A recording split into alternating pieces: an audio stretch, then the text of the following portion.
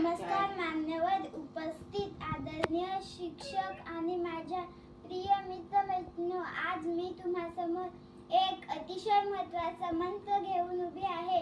पाणी वाचवा म्हणजे जीवन वाचवा. मित्रांनो, आपण पाण्याला फक्त पाणी म्हणतो, पण खरं तर ते H2O नावाचं अद्भुत चमत्कारी द्रव्य आहे. 2 हायड्रोजन आणि 1 ऑक्सिजन मिळून तयार झालेला एक छोटासा रेणू, पण ताकद जगाला जिवंत ठेवण्या इतकी. याला म्हणतात निसर्गाची सर्वात मोठी जादू. आज पृथ्वीवरील संपूर्ण जीवसृष्टीचा श्वास, शेतीची हिरवाई आणि आपल्या घरातील प्रत्येक आंबे पाण्यावरच चालते. पण हळूहळू हे मोलान कमी होत चालले आहे. काही भागात तर नद्या सुकत आहेत, विहिरी कोरड्या पडत आहेत.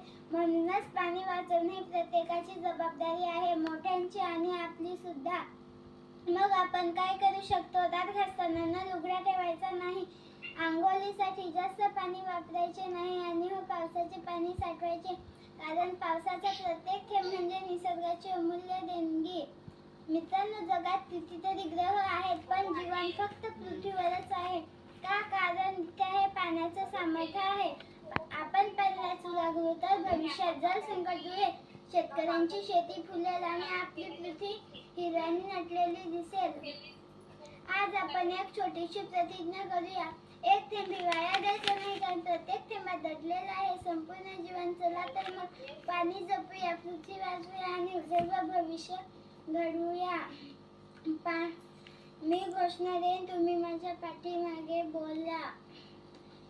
पाणी वाचवा, जीवन वाचवा. पाणी वाचवा, जीवन वाचवा. पाणी वाचवा, जीवन वाचवा. थेंब थेंब जपा, भविष्य घडवा. नळ बंद ठेवा, पाणी साठवा. आजच शपथ घेऊया, पाणी वाचवूया.